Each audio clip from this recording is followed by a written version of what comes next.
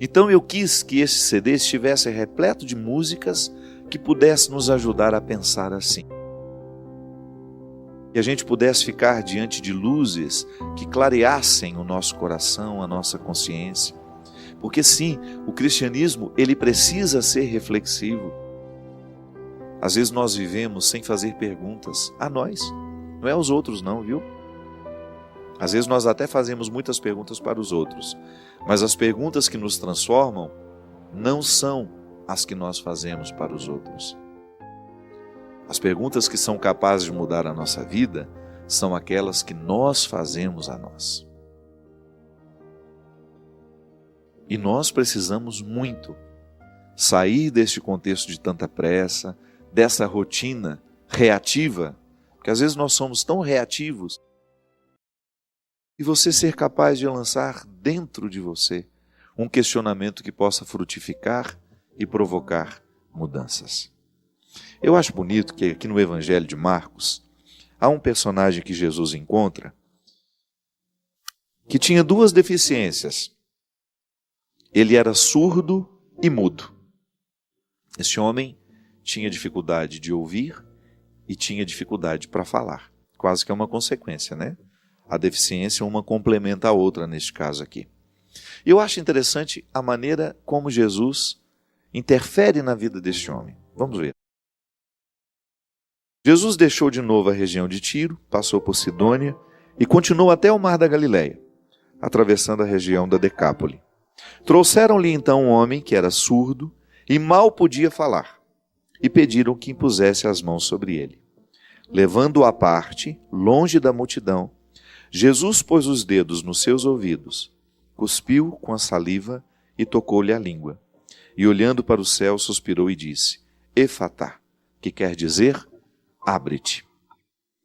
Imediatamente os ouvidos do homem se abriram, sua língua se soltou e ele começou a falar corretamente. Jesus recomendou com insistência que não contassem o ocorrido para ninguém. Contudo, quanto mais ele insistia, mais eles o anunciavam. E cheios de grande admiração diziam: tudo ele tem feito bem. Faz os surdos ouvirem e os mudos falarem. Quando eu digo para vocês que nós estamos muitas vezes reativos, mergulhados numa rotina de pouca reflexão, eu acho que nós ficamos um pouco assim. Nós ficamos sem saber ouvir e, consequentemente, ficamos sem saber falar. Aí a gente fica bestializado. Sabe quando você percebe que você vai vivendo todos os dias iguais? Eu, particularmente, eu me lembro que quando eu fazia faculdade, sobretudo de filosofia, eu me senti muito vivo, porque todos os dias eu saía da aula iluminado por uma novidade. Claro, quem já estudou filosofia sabe o que eu estou dizendo. A filosofia nos retira do senso comum. Ela nos ensina a pensar com mais profundidade. Ao estudar os filósofos, a gente tem uma oportunidade extremamente feliz, satisfatória, uma satisfação imensa, de poder superar aquelas visões antigas que você tinha e que depois você identifica que eram mesquinhas, eram pequenas, eram pobres. A filosofia amplia a nossa maneira de pensar. Eu vou saindo daquilo que era o lugar comum e começo a pensar com mais profundidade, com mais ambiência, né? A filosofia amplia o nosso olhar. E eu me lembro que quando eu saía da sala de aula, iluminado por aquilo que eu havia escutado dos meus professores, nossa, que maravilha, eu nunca tinha pensado assim. Aquilo modificava a minha maneira de ver o mundo. De alguma forma eu era curado de uma cegueira. A primeira lição que eu tive na filosofia foi muito simples. O professor pegou um livro e falou assim: o que vocês estão vendo? Segurou o livro. Todo mundo disse: um livro. É a resposta mais óbvia. Aí ele disse: sim. Mas filosoficamente, se você quiser responder com mais honestidade, com mais simplicidade, por que não dizer, com mais humildade, você vai dizer assim: eu estou vendo parte de um livro. Você não está vendo o livro todo. Para ver o livro todo, você precisa abrir as páginas, você precisa revirar aqui, capa contra capa, orelha. Mas não, nós somos rápidos em dizer. Quando alguém nos pergunta o que nós estamos vendo aqui, um livro. Pois é. Ele começou a me ensinar filosofia ali. Ele disse: a partir de hoje, vocês vão perder essa pretensão de que estão vendo tudo o tempo todo. Não, nós estamos vendo parte das coisas. Quando eu olho para uma pessoa, nunca mais me esqueci dessa regra filosófica. Eu não estou vendo a pessoa no todo, eu não estou vendo o que é que ela viveu, eu não estou vendo o que é que ela sentiu, o que é que ela já precisou passar. Estou vendo apenas aquele fenômeno diante de mim, o que ela está sendo hoje. Ah, mas ela é muito mais do que eu estou vendo. Isso é pensar filosoficamente. A filosofia nos concede uma humildade diante do conhecimento. A experiência de estudar filosofia foi para mim um pouco o que Jesus fez com esse homem. Ele me ensinou ali, através do conhecimento. Deus me deu a oportunidade de modificar o meu jeito de ouvir. E, consequentemente, Deus modificou a minha maneira de falar. Porque isso é muito interessante. Quando você percebe que o seu discurso ele está sendo construído de acordo com uma forma de ver o mundo, com uma forma de ouvir o mundo. Sabe, aquilo que eu consigo captar do mundo, depois vira discurso. Depois passa pela minha fala. Chega até você através da reflexão que eu faço. E eu fico pensando que meu papel como um padre passa sobretudo por isso. Despertar as pessoas para ouvirem com mais amplitude, para falarem com mais precisão, com mais prudência. Sabe, eu acho que a nossa conversão, ela vai colocando-nos dentro de um contexto de reflexão, que vai nos ajudando a identificar, de fato, o que nos faz felizes. E identificando isso, a gente começa a modificar na estrutura da nossa vida o que nos atrapalha, o que nos impede de viver essa felicidade para a qual nós somos criados. Então hoje, é mais uma oportunidade que Deus tem de curar a nossa maneira de ouvir e a nossa maneira de falar. Você sabe que às vezes nós convivemos com uma pessoa que nos é difícil, e se a gente não modificar a maneira como nós ouvimos aquela pessoa, nós nunca vamos ser capazes de viver uma reconciliação com ela.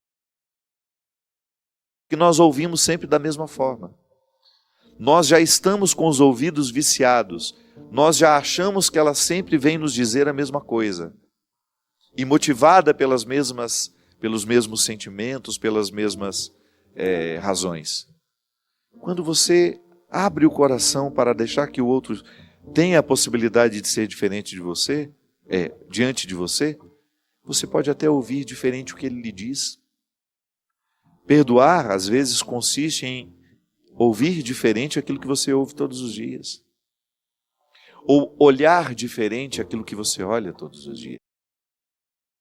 Falar diferente aquilo que você fala todos os dias. Aí a gente vai sendo mais feliz. Porque você fica menos preso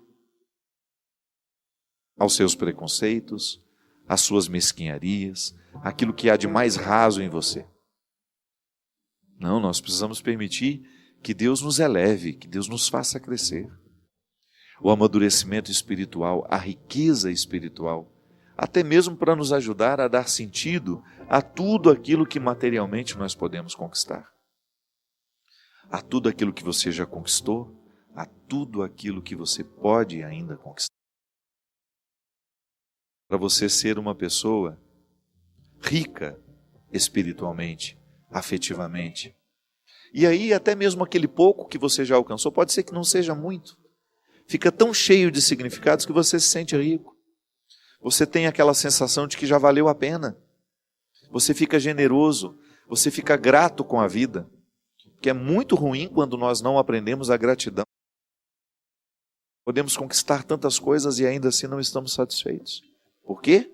Falta a riqueza espiritual de ser grato, de perceber aquilo que você alcançou como um resultado que sempre merece ser comemorado.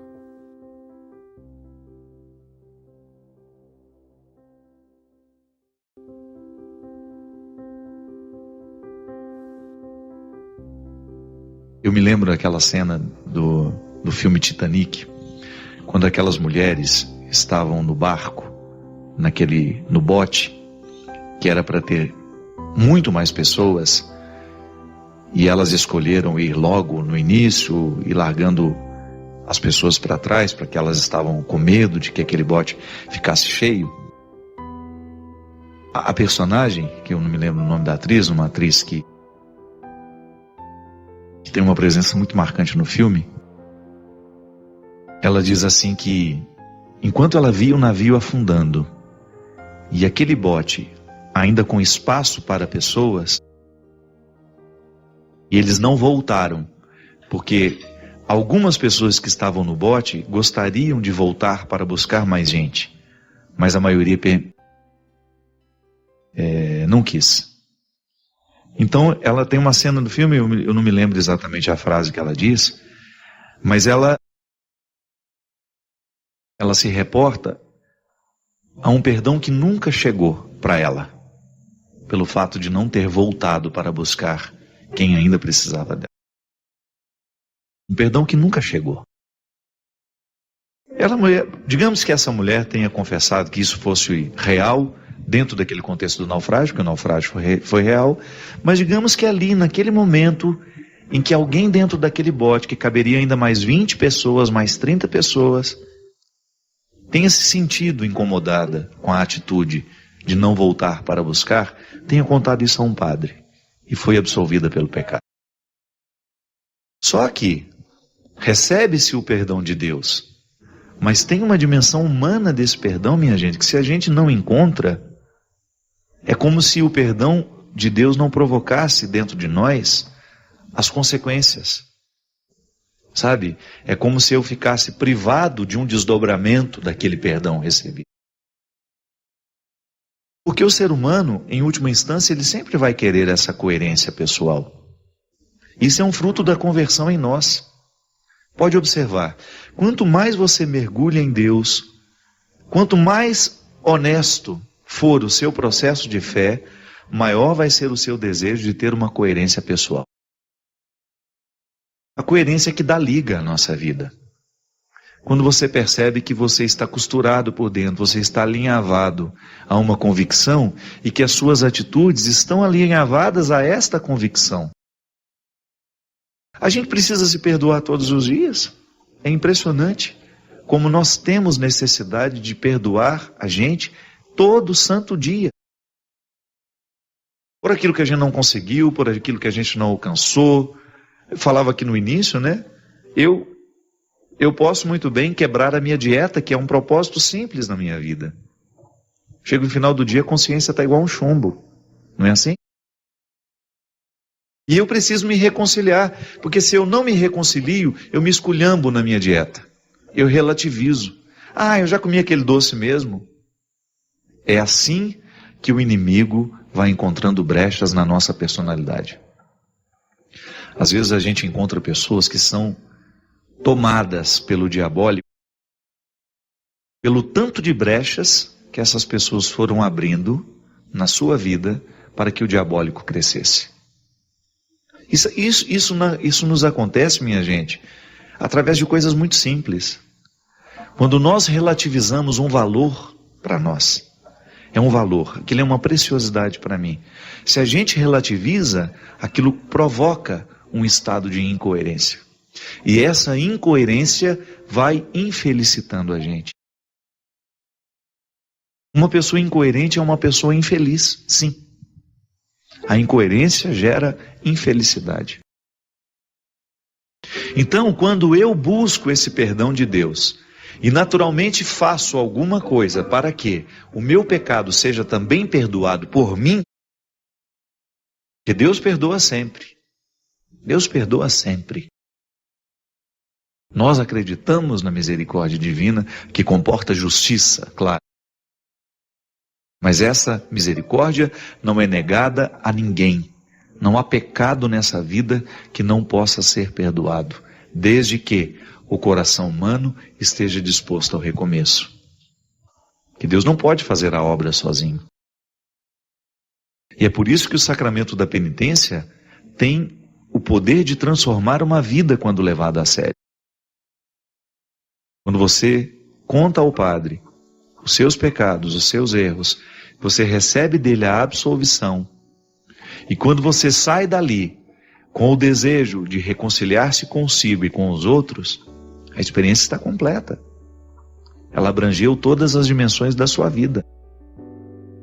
Se ficou apenas na dimensão transcendental, se é só vértice, se é só eu e Deus, se faltou a linha do horizonte, eu, comigo, com os meus irmãos, com as pessoas que participam da minha vida, é bem provável que você se sinta incoerente. Então, minha filha, esse perdão recebido há 10 anos, se ele não desenvolveu em você uma reconciliação pessoal com seu erro, Deus até já te absolveu pelo mistério do sacramento. Mas você ainda não viveu a graça dessa absolvição. Porque uma coisa é a gente ser absolvido, outra coisa é a gente experimentar a graça que naquele momento nós recebemos. Deus me perdoa, eu recebo a graça. Mas agora, experimentar a graça na minha vida é outra coisa. Que Deus não nos trata com imaturidade. Sempre vai ficar uma tarefa a ser realizada. É tão interessante a gente perceber isso, que a salvação de Deus é gratuita, mas tem sempre uma tarefa que nós precisamos executar. É a dimensão mais positiva do processo religioso em nós. Quando você percebe que a sua experiência mística lhe compromete historicamente, e lhe coloca na necessidade de tomar decisões, de tomar uma atitude. Porque senão essa conversão não pode nos transformar, de fato. Essa conversão não. Essa religião não poderá nos transformar de fato se não houver um desdobramento histórico daquilo que nós recebemos misticamente. Mas é um contexto muito amplo, né? O perdão será sempre um desafio para todos nós, porque não é uma mágica. A gente receber o perdão de Deus requer de nós uma atitude e nem sempre nós estamos dispostos a essa atitude. A gente quer sair lá do confessionário com tudo pronto, né? Não é assim não. Deus não vai nos tratar de maneira imatura. Infeliz daquele que quer pautar a sua experiência religiosa no modelo imaturo de relacionamento. Se a mãe não pode fazer isso com o filho, imagina se Deus vai fazer isso com a gente. Me lembro que minha mãe nos educou assim. Se a gente aparecia lá em casa com uma coisa que não era nossa, não adiantava explicar que ganhou, que foi isso, foi aquilo. Ela fazia lá e passava vergonha na gente. Quero ver se ganhou mesmo. Aí no meio do caminho, não ganhei muito não achei. Até você confessar que você roubou. Estava lá no quintal do outro, eu peguei para mim. Então você não ganhou, então você vai lá devolver. Ela fez isso com meu irmão uma vez, me lembro direitinho. Ela contar a história, porque eu não tinha nem nascido. Meu irmão apareceu lá com um carrinho que não era dele. Ela perguntou, onde você arrumou esse carrinho? Ah, eu ganhei de fulano de tal. É mesmo? É. Então vamos lá perguntar por que ele te deu. Aí ficou apavorado na hora, mas aí aceitou ir. Aí no meio do caminho começou a chorar. Não, na verdade eu não ganhei não. Eu peguei lá para brincar um pouco, sem a presença do proprietário. É assim, imagina. Se a mãe da gente nos dá essa oportunidade de crescer através de um erro cometido, que aquilo ali fica registrado, minha gente. Um menino de 6, 7 anos. Tem uma mãe que vai lá no momento em que ele faz alguma coisa errada e não passa a mão na cabeça, você começa a ser homem desde cedo. Senão a gente vira um verme na vida. Se a gente não tem alguém para nos colocar esse limite, a gente vira um verme. É impressionante como a gente desgringola com muita facilidade. O ser humano tem uma facilidade muito grande a ser safado. E a gente precisa colocar essa safadeza dentro de um contexto de controle. Para isso nós somos educados. Então Deus não vai fazer isso conosco. Errou? Assuma as consequências do seu erro. Eu lhe perdoo, eu lhe dou a graça para recomeçar, mas faça a sua parte. No Santo dos Santos, nós entramos só nus. Talvez seja a coisa que mais me dói como homem. Não é como padre. Talvez seja o sentimento que mais me machuca. É quando eu vejo um discurso religioso negando a outro o direito de ser recebido por Deus.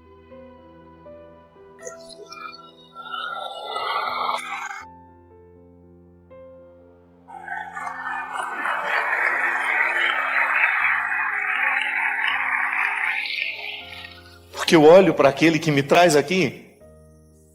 Eu fiquei padre por causa de Jesus. O que me faz ser cristão, graças a Deus, é Jesus.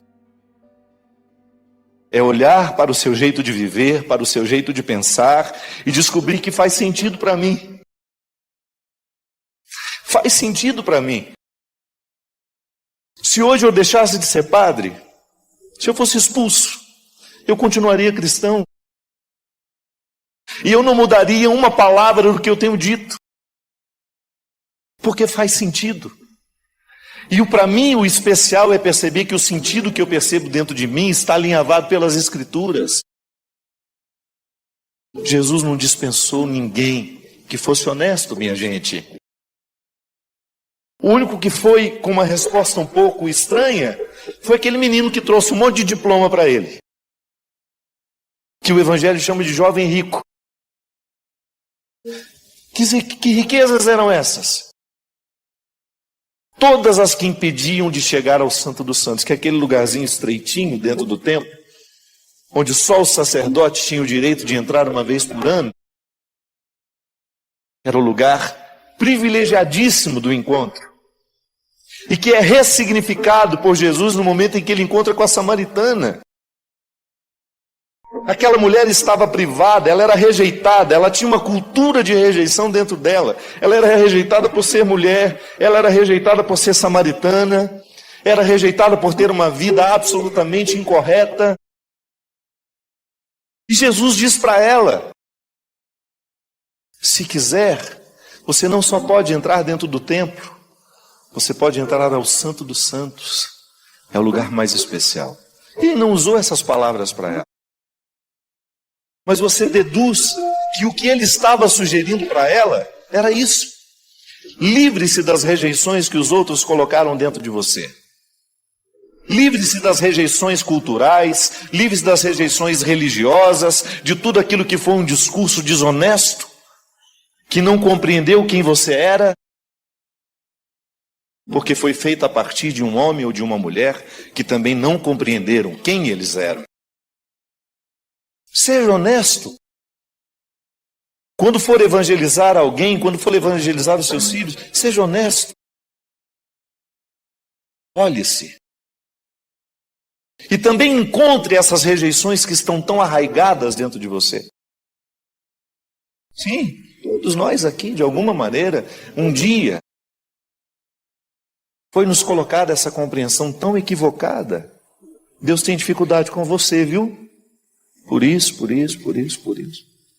Mas eu estou te falando isso porque te amo. Ah, tá. É o último da fila que ele escolhe. Você olha para os apóstolos, os discípulos que Jesus quis com ele. Eu não escolheria nenhum deles. Aí você, num determinado momento da sua vida, se sente menos cristão por isso. Porque você tem dificuldade de sentir-se amado? Porque o resultado da sua vida não é satisfatório? Não é o suficiente para você sentir que Deus possa ter um carinho por você? Nós estamos errando.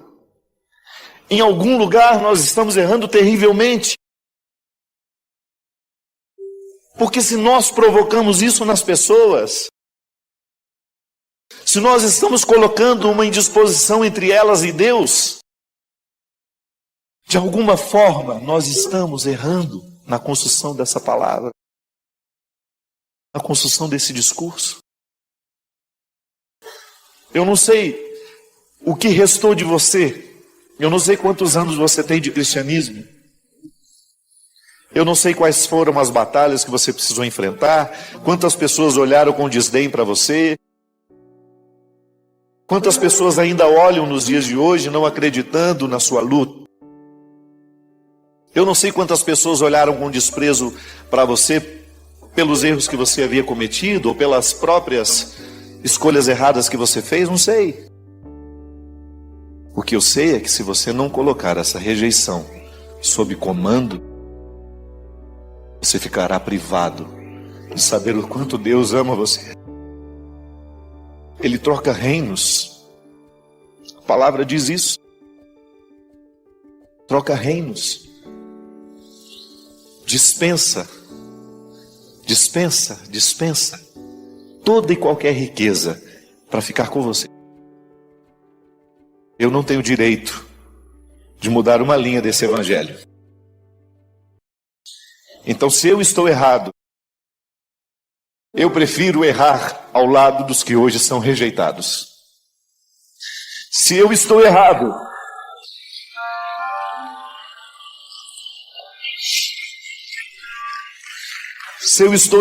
nas minhas convicções que me foram dadas pela minha experiência com Jesus, eu não me importo de ser condenado depois.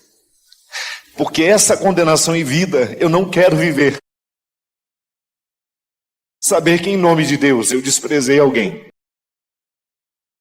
Saber que em nome de Deus eu tornei a vida de uma pessoa pior do que já era. Essa condenação em vida, minha gente, eu estou consciente que não quero viver. Volto a dizer, não sou um homem conivente com o pecado. Em nenhum momento da minha vida vocês vão me ver conivente com as estruturas diabólicas que nos rondam, que matam os nossos filhos, com as mentalidades que estão cada vez mais diabólicas e socializadas. Não estou falando disso. O que eu não quero é perder a oportunidade de anunciar esse Deus amoroso, libertador. Provoca uma vida nova em toda criatura que honestamente dele se aproxima. E se hoje você é essa criatura, para isso eu vim aqui.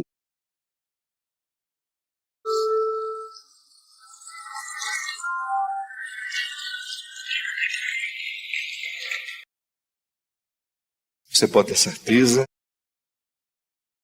eu sou um homem de muitos erros, de muitos defeitos, mas eu não perco de vista o amor que Deus tem por mim. Não estou acomodado nos meus pecados e nem tampouco quero me acomodar neles. Já cometi muitos, mas eu não rejeito nada do que eu fiz nessa vida. Porque é justamente o que eu fiz na minha vida, de certo e de errado, que me trouxe aqui hoje e que me... Para isso você faz direção espiritual, para isso você reza. Para eu encontrar os que estão querendo o mesmo que eu. Eu quero essa melhor versão, gente. Eu não quero morrer sem o download de tudo que eu posso. Sabe, quando eu sei que Deus colocou dentro de mim um ser humano tão bonito, eu quero fazer ele vir para fora. Ontem, quando o professor falava, meu Deus, como nós somos ignorantes, né? Você não sentiu vontade de estudar ontem, não? Eu senti. Se tivesse uma faculdade aberta, eu ia lá me matricular para o vestibular. Conversando com o Everson, meu irmão, meu amigo, que está a vida inteira já do meu lado. Ele falou para mim: padre, me senti um analfabeto. Eu fui 2, Everson. É tão bom a gente ver uma pessoa sábia, um conhecimento, articulando tudo aquilo que a cultura lhe deu. E olha que ele ainda não é a melhor versão. Daqui 10 anos esse homem vai estar mais brilhante ainda, mais brilhante, mais brilhante. O apóstolo Paulo foi assim. Aquela versão, quando caiu do cavalo, nossa, matava a gente. Mandava matar a gente. Olha a última versão de Paulo. É essa que nos chega. Um homem brilhante que conseguiu compreender a liberdade humana, que compreendeu Deus inerente ao homem, o homem inerente a Deus. Quando eu olho, eu não sou ainda a última versão que posso. Tenho tanta coisa a buscar dentro de mim. Então, para isso, eu preciso olhar bem para as pessoas que eu deixo me influenciarem. Sabe, isso é sério. Se eu insisto numa ambiência fútil, esqueço, não vou crescer. Agora, se eu me cerco de situações e pessoas que vão me ajudar a avançar, 5 pessoas? Existe a média, né? Falam que o estudo que nós somos a média das 5 pessoas que a gente mais convive. Se a gente convive com pessoas que nos influenciam de forma negativa, a gente vai se tornando como elas.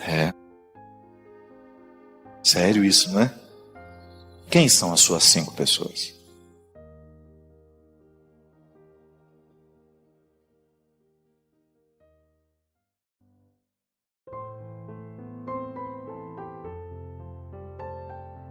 É honesto reconhecer que todos nós morremos antes da hora por causa da vida que levamos. Eu não falo da vida biológica, porque morrer, todo dia a gente está morrendo. Nasceu, já começou a morrer. Parece dramático, né? Mas a criança que entra no mundo, ela está ganhando a vida, mas ela está perdendo um dia.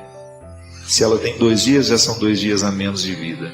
Se ela tem 2 meses, já são 2 meses a menos de vida. Isso não pode nos desesperar, né? Mas eu falo da outra morte que pode acontecer dentro de nós, mesmo quando o corpo está cheio de vitalidade e você identifica que apesar da vitalidade do corpo, o espírito já está empobrecido demais, mergulhado em misérias, mergulhado no que há de mais rasteiro. Mergulhado não, né? Porque se é rasteiro, não dá nem para mergulhar, né?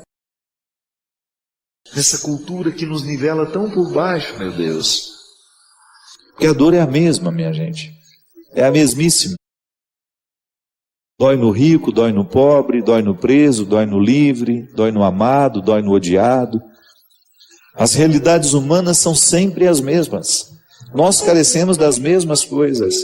Nós carecemos das mesmas realidades, dos mesmos aconchegos. Então é sempre muito bom a gente ter a oportunidade de parar um momento do nosso dia e conversar com alguém que nos entenda. O que aqui a gente acredita? É fácil a gente morrer sem saber que está morrendo. Basta você não refletir. Basta você não colocar a vida como se fosse um jogo de cartas todos os dias à noite em cima dessa mesa. Essa mesa imaginária onde você joga. A vida é jogo. O tempo todo eu estou fazendo escolha qual é a carta que eu trago, qual é a carta que eu descarto, qual é a canasta que eu resolvo fazer, né? O que eu coloco ao lado, o que eu vou ajuntando. E ao colocar-se diante do Senhor em audiência particular, você pede o dom de reativar a sua ressurreição. De nunca se esquecer de renascer diariamente, para que você continue dando conta da vida. Para que você continue dando conta de ser quem você é. E se você está cansado, eu estou sem condições, Padre, de hoje abrir uma picada nova no matagal da minha vida. Acredite na palavra de Jesus que lhe diz: Vinde a mim, todos vós que estáis cansados, carregados de fardos, e eu vos darei descanso. Tomai sobre vós o meu jugo e sede discípulos meus, porque sou manso e humilde de coração, e encontrareis descanso para vós, pois o meu jugo é suave e o meu fardo é leve. Ressuscita-me, Senhor. Ressuscita-me pelo poder do seu amor. É o amor de Deus que nos ressuscita diariamente. Quando você sabe que Deus é capaz de compreender todas as misérias do seu coração e que você não tem o direito de automutilar-se por isso, que a postura mais saudável diante do erro é reconhecer esse erro e dar um passo na direção do acerto. É assim que nós testemunhamos o amor de Deus por nós, porque o amor é movimento. O amor nos motiva o tempo todo a gente não ficar estacionado, mas sempre ir além. Dar um passo na direção do inesperado caminho. Porque o amor é sempre um caminho inesperado, porque ele sempre vai nos surpreender. É tão bom isso, né? Quando você começa a conversar com alguém que, mesmo sabendo que você tem defeitos, começa a falar das suas qualidades. Você já experimentou o poder terapêutico de uma palavra motivacional? De alguém que por um instante lhe faz esquecer tudo o que foi fracasso na sua vida e começa a lhe conduzir através da palavra, do argumento. Que isso, que bobagem. Você tem tantos valores. E começa a abrir estradas diante dos seus olhos que até então sozinho você não via, porque você só tinha condições de enxergar os seus erros. Você só tinha capacidade de perceber a vida que não tinha dado certo. Você estava impossibilitado de enxergar futuro, só via passado. É tão natural a gente ser arrancado de nós. Às vezes o outro com uma atitude grosseira nos arranca de nós. Às vezes o outro com a sua traição nos arranca de nós, nos retira da centralidade, né? E eu preciso descobrir o que me devolve. O que me ajuda a assumir essa postura centrada? O que nesse contexto de tanta morte me proporciona a experiência de reviver? Expulse tudo aquilo que possa ser nocivo à sua vida. Não permita que cresça no seu coração qualquer semente que venha provocar um processo de morte em você. Ah, padre, eu estou tão sofrido porque eu fui traído, aconteceu isso, aconteceu aquilo. Termina. Não jogue água nessa semente. Não jogue água nos seus ódios, não jogue água nos seus ressentimentos, não jogue água nos seus pessimismos. Deixe que morram secos todos os sentimentos que possam ser contrários àquilo que Deus quer para você. Jesus abre estradas no coração de quem permite. Eu não sei o que você já sabe sobre você. Quais são os caminhos que você já investigou, das suas possibilidades, da sua personalidade, do seu jeito de ser. Ainda que você já tenha 90 anos, nunca é tarde para você perceber quais são as estradas que você ainda precisa trilhar. Esse é o maior desafio, minha gente. E esse é o primeiro sucesso que nós precisamos desejar na vida: ser bem quem a gente é. Explorar com honestidade as nossas possibilidades, considerando todos os limites que fazem parte da nossa vida. Agarrar-se nessa corda que se chama misericórdia divina. Agarrar-se firmemente nessa corda que se chama graça de Deus na nossa história. A nos ajudar a domar os nossos excessos, os nossos defeitos. E receber essa ressurreição nossa de cada dia. E você pode começar a antecipar essa santidade hoje. pedindo a Deus a graça de também ter um coração eucarístico, pedindo a Deus a graça de hoje também receber essa presença que transforma, que modifica, que lhe faz ser melhor. Não é? A gente não perder o tempo. O tempo é muito precioso. Hoje, quantas horas eu vivi em torno do que realmente é importante? Quanto tempo hoje eu dediquei da minha vida para a minha transformação? Seja através de uma reflexão, seja através de uma atitude, seja através de uma leitura, de uma palavra. Ressuscita-me, Senhor. Todos nós necessitamos dessa ressurreição. Eu não sei o que é que na sua vida hoje pode significar morte. Pode ser que seja a morte mesmo de alguém que você ama, que retirou a alegria do seu coração.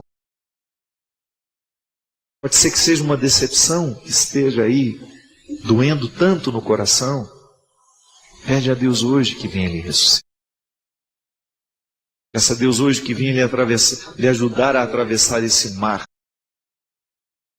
que está ameaçando invadir a sua terra prometida. Não permita que sua terra prometida seja invadida.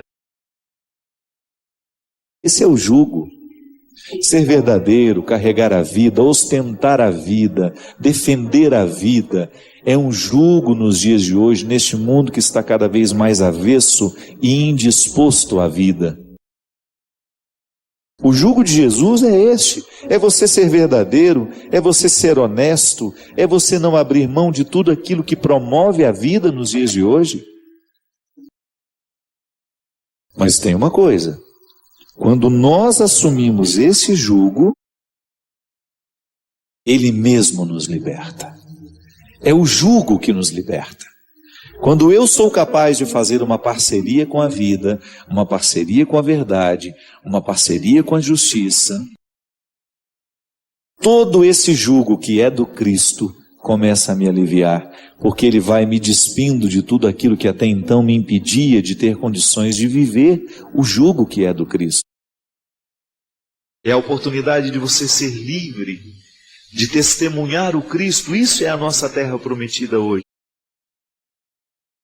Mas muitas vezes essa terra prometida está ameaçada pelas forças de um mundo altamente diabólico, que implanta no nosso coração todos os dias uma semente de morte, que nos chega pelos olhos, que nos chega pelo ouvido, e que ao tomar conta do nosso coração, impede de que venha crescer dentro de nós os frutos que realmente nós deveremos fazer florescer. Que a conversão só tem sentido quando ela nos permite avançar. Quando você sai do seu território de conforto e você vive o desconforto temporário que vai lhe dar grata satisfação de ir além, de superar-se. Sabe, de você poder olhar e poder, eu não sou mais o mesmo homem, eu fiquei melhor. Você ter essa alegria.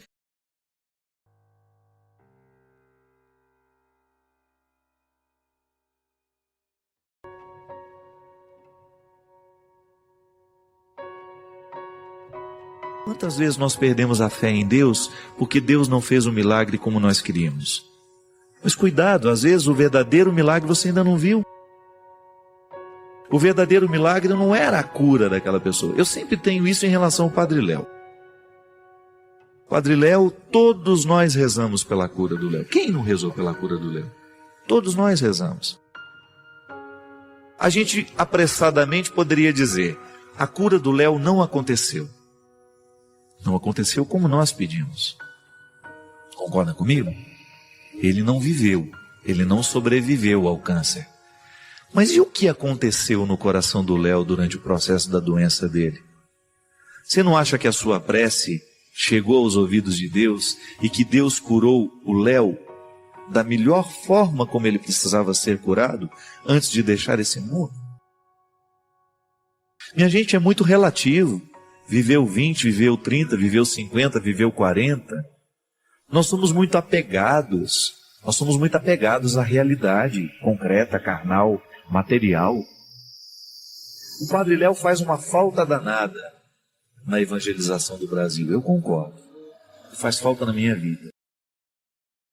Quantas vezes na minha vida eu desejei isso depois da partida do mundo? Muitas. Mas eu não posso me apegar ao meu desejo, às minhas necessidades. O tempo que ele viveu foi o tempo que Deus precisou dele aqui. E eu fico maravilhado de pensar que a nossa oração pode não ter surtido efeito do jeito como nós queríamos que surtisse, mas surtiu de outras formas. É muita pretensão nossa achar que Deus vai fazer o que a gente determinou. A maneira mais bonita que nós temos de rezar é entregando a Deus a situação e que agora Ele cuide. Nós vamos fazer a nossa parte, nós vamos buscar o tratamento, nós vamos agilizar as nossas coisas, nós vamos dar entrada na documentação, nós vamos buscar os nossos direitos, nós vamos lutar, nós vamos fazer isso, vamos fazer aquilo. Mas vai chegar um momento em que nós vamos precisar deixar que a graça e a ação de Deus nos atinja como Ele decidiu. É muito cansativo, minha gente. Eu fico vendo isso na minha vida. Como muitas vezes é cansativo. E o processo se torna ainda mais cansativo quando eu quero ter tudo nas minhas mãos. Quando eu não sei delegar. Quando eu não sei confiar naquele membro da minha equipe. Pode observar como nós muitas vezes ficamos exaustos, cansados demais, porque nós insistimos em tomar conta de tudo. Nós não sabemos delegar. Não sabemos atribuir responsabilidade. Agora você já imaginou? Se até na nossa oração nós temos dificuldade de entregar a Deus, coloca nas mãos dele. Você não sabe no que vai dar. É fé. Porque se você soubesse no que daria, aonde você chegaria, o que seria, você não precisaria ter fé. Ter fé é você colocar na mão do outro e você acreditar que ele vai fazer. Como ele vai fazer? Você precisa ter fé. Você vai confiar. Muitas vezes as nossas insatisfações são geradas ali. Quando nós entregamos a Deus o pedido, mas já damos a Ele o manual de instruções de como nós queremos que aquele pedido seja atendido. Deus não é uma bula de remédio que pode ser lida e pode ser facilmente compreendida. Deus é mistério. A revelação de Deus na história são indícios do que Ele é, para que a gente possa chegar a essa verdade. Mas Deus é preservado no seu mistério. A sua ação no mundo é sempre misteriosa. Aqui, agora, nesse momento aí, no seu coração, alguma coisa pode estar acontecendo.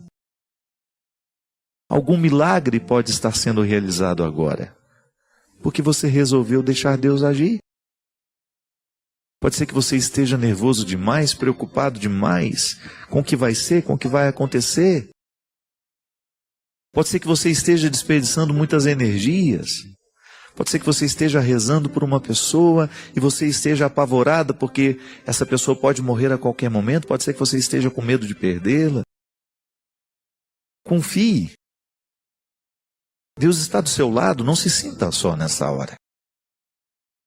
O pior sentimento que nós podemos ter na vida é solidão, minha gente. E Deus quebra esse sofrimento, esse sentimento, cada vez que nós, de maneira madura, nos aproximamos dele, estendemos as mãos e acreditamos que ele sempre tem uma alegria para nos oferecer, um crescimento a nos proporcionar. É fé. É a oportunidade que nós temos de dar a Deus o direito de comandar a nossa vida. De nos ajudar neste processo de travessias, de andanças. Nós precisamos chegar lá. Deus quer a nossa maturidade, Deus quer o nosso crescimento. Mas para a gente chegar lá, nós precisamos segurar na mão dele, nós precisamos confiar que o lugar para onde ele vai nos levar é melhor do que o lugar onde a gente está hoje. Não tenha medo disso.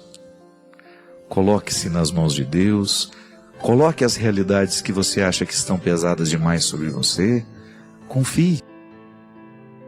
É sempre bom a gente saber que alguém muito mais competente do que nós está cuidando daquilo que nós não sabemos cuidar sozinhos.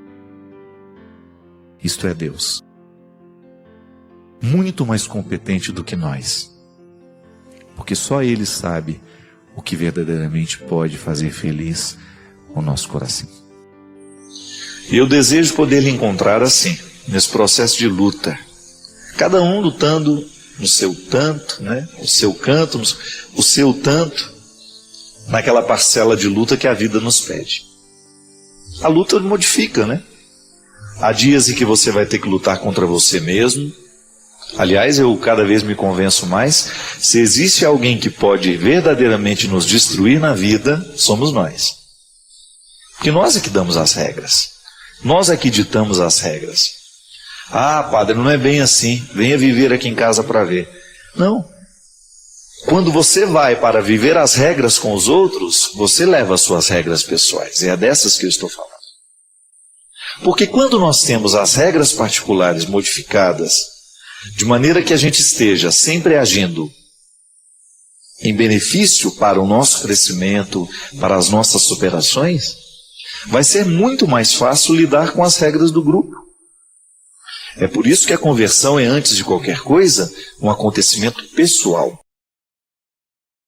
Depois você vai até ter repercussões sociais da conversão que você viveu e que está vivendo, né? Que a conversão não termina. Mas este primeiro momento é pessoal. É Deus esbarrando na nossa história, de alguma maneira nos incomodando, né? Criando dentro de nós aquele incômodo bom, que é aquela sensação de inadequação, que vai dando a gente a oportunidade de fazer a purificação de tudo aquilo que a gente pensa sobre nós mesmos, sobre os outros, a maneira como nós nos interpretamos, né? É interessante como Deus modifica isso. Quem está dentro de um processo de conversão, na verdade, está modificando também a maneira como se compreende. Quantas vezes na vida você se interpretou de maneira tão fechada, tão mesquinha? Quantas vezes na vida você deixou de alcançar vitórias, de chegar a lugares mais distantes, porque você se interpretou fraco demais? Não é assim? Quantas vezes você se interpretou com desprezo? Quantas vezes você não acreditou em você? E isso é determinante. Deus modifica isso, né? Porque Ele coloca um otimismo, um amor próprio maior. Ele ilumina a nossa consciência de forma diferente. E aí, de repente, a gente começa a ousar um pouco mais, a gente vai alcançando um pouco mais de coragem para vencer essas batalhas terríveis que nós precisamos vencer todos os dias. Há dias em que a gente precisa lutar um pouco mais. Há dias em que a gente tem o direito do descanso. Mas você pode ter certeza que a dinâmica da luta não vai terminar. Ainda hoje mesmo, conversando lá em casa, né? A gente falava sobre isso. Como é difícil na vida a gente conseguir, a gente viver essa tranquilidade de você saber que você está fazendo a coisa certa. E é por isso que no momento em que a gente perde a estribeira, né, como a gente diz, né, quando você sente que você se deslocou do lugar em que você deveria estar, quando você abaixa a sua expectativa, ou quando você deixa de sonhar grande para você, quando você se reduz àquela pior parte que você tem, fica uma sensação de desconforto. E é aí que o processo de Deus em nós vai se acelerando cada vez mais. Quando você permite que essa inquietude gere uma atitude. Então tá bom. Eu olho para a minha vida, descubro que de vez em quando eu esqueço de quem eu devo ser, me nivelo por baixo, sou um ser humano qualquer, ajo de qualquer jeito, trato mal as pessoas, me perco do equilíbrio, me distancio do referencial de bondade que eu quero viver. E aí, no momento que você reconhece isso, você assume sua verdade e você constrói uma atitude que possa restaurar o que você estragou, que possa consertar o que você machucou. Porque é luta. Não é fácil a gente reconhecer as podridões que nós trazemos dentro do nosso coração. Não é fácil. Não é fácil você olhar para você e reconhecer que você tem defeitos. Tanto é que você se irrita com facilidade toda vez que alguém aponta um defeito seu. Não é verdade? É ruim mesmo. Alguém olhar para você e dizer, você faz isso mal, ou te ofender. Mas é horrível quando a gente está aprendendo alguma coisa, não é verdade? Quando você está num processo de aprendizado e o outro vem e desmoraliza o pouco que você já sabe. Ah, só isso que você sabe? É horrível. Toda vez que alguém toca na nossa fragilidade, é natural que a gente reaja com sofrimento. Agora, você não pode fugir disso. Se você tem dificuldades de ouvir os defeitos que você tem pela voz do outro, tenha coragem de ouvir pela sua voz. Olhe para você mesmo, não tenha medo disso. É você, é sua verdade, é seu projeto. Você não é outro. Por mais esforço que você fizer, você não vai ser outra pessoa. Por mais plástica que você faça, por mais que você queira mudar o seu rosto, o seu corpo, você não vai ser outra pessoa. A sua essência está aí, com defeitos, com possibilidades. Agora, a partir do que você é, pode nascer um ser humano grande. Isso não tenho dúvida. Quantos miseráveis ficaram grandes porque acreditaram nisso? Quantas pessoas miseráveis que não tinham quase nada aos olhos dos outros e que de repente se ocuparam de suas essências e floresceram e ficaram grandes, e ficaram bonitos e ficaram viçosos no jardim humano. Por quê? Porque não tiveram coragem, não tiveram medo de ouvir pela própria voz os piores defeitos que têm. E eu desejo poder lhe encontrar assim, nesse processo de luta. Cada um lutando no seu tanto, né? O seu canto, o seu tanto, naquela parcela de luta que a vida nos pede. A luta modifica, né? Há dias em que você vai ter que lutar contra você mesmo. Aliás, eu cada vez me convenço mais, se existe alguém que pode verdadeiramente nos destruir na vida, somos nós. Porque nós é que damos as regras. Nós é que ditamos as regras. Ah, padre, não é bem assim. Venha viver aqui em casa para ver. Não. Quando você vai para viver as regras com os outros, você leva as suas regras pessoais. É dessas que eu estou falando. Porque quando nós temos as regras particulares modificadas, de maneira que a gente esteja sempre agindo em benefício para o nosso crescimento, para as nossas superações, vai ser muito mais fácil lidar com as regras do grupo. É por isso que a conversão é, antes de qualquer coisa, um acontecimento pessoal. Depois você vai até ter repercussões sociais da conversão que você viveu. E que está vivendo, né? Que a conversão não termina. Mas este primeiro momento é pessoal. É Deus esbarrando na nossa história, de alguma maneira nos incomodando, né? Criando dentro de nós aquele incômodo bom, que é aquela sensação de inadequação, que vai dando a gente a oportunidade de fazer a purificação de tudo aquilo que a gente pensa sobre nós mesmos, sobre os outros, a maneira como nós nos interpretamos, né? É interessante como Deus modifica isso. Quem está dentro de um processo de conversão, na verdade, está modificando também a maneira como se compreende. Quantas vezes na vida você se interpretou de maneira tão fechada, tão mesquinha? Quantas vezes na vida você deixou de alcançar vitórias, de chegar a lugares mais distantes, porque você se interpretou fraco demais? Não é assim? Quantas vezes você se interpretou com desprezo? Quantas vezes você não acreditou em você? E isso é determinante. Deus modifica isso, né? Porque Ele coloca um otimismo, um amor próprio maior. Ele ilumina a nossa consciência de forma diferente. E aí, de repente, a gente começa a ousar um pouco mais, a gente vai alcançando um pouco mais de coragem para vencer essas batalhas terríveis que nós precisamos vencer todos os dias. Há dias em que a gente precisa lutar um pouco mais. Há dias em que a gente tem o direito do descanso. Mas você pode ter certeza que a dinâmica da luta não vai terminar. Ainda hoje mesmo, conversando lá em casa, né, a gente falava sobre isso. Como é difícil na vida a gente conseguir, a gente viver essa tranquilidade de você saber que você está fazendo a coisa certa.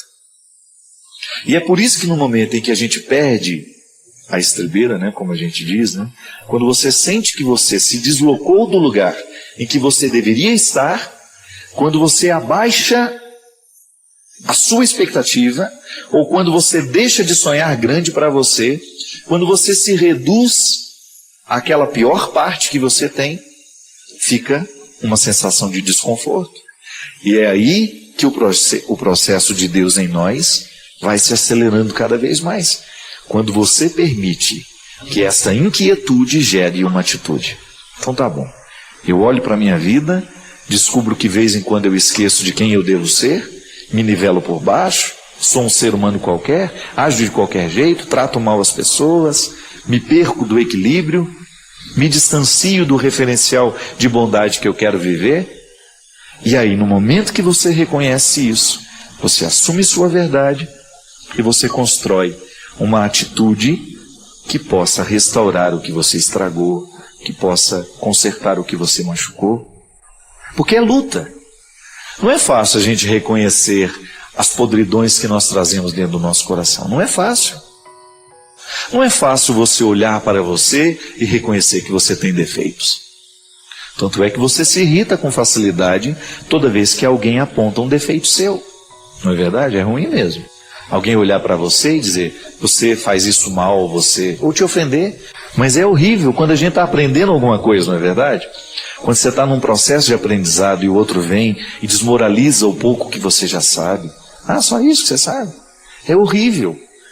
Toda vez que alguém toca na nossa fragilidade, é natural que a gente reaja com sofrimento. Agora, você não pode fugir disso. Se você tem dificuldades de ouvir os defeitos que você tem pela voz do outro, tenha coragem de ouvir pela sua voz. Olhe para você mesmo, não tenha medo disso. É você, é sua verdade, é seu projeto. Você não é outro. Por mais esforço que você fizer, você não vai ser outra pessoa. Por mais plástica que você faça, por mais que você queira mudar o seu rosto, o seu corpo, você não vai ser outra pessoa. A sua essência está aí, com defeitos, com possibilidades. Agora, a partir do que você é, pode nascer um ser humano grande. Isso não tenho dúvida. Quantos miseráveis ficaram grandes porque acreditaram nisso? Quantas pessoas miseráveis que não tinham quase nada aos olhos dos outros e que de repente se ocuparam de suas essências e floresceram e ficaram grandes, e ficaram bonitos e ficaram viçosos no jardim humano. Por quê? Porque não tiveram coragem, não tiveram medo de ouvir pela própria voz os piores defeitos que têm.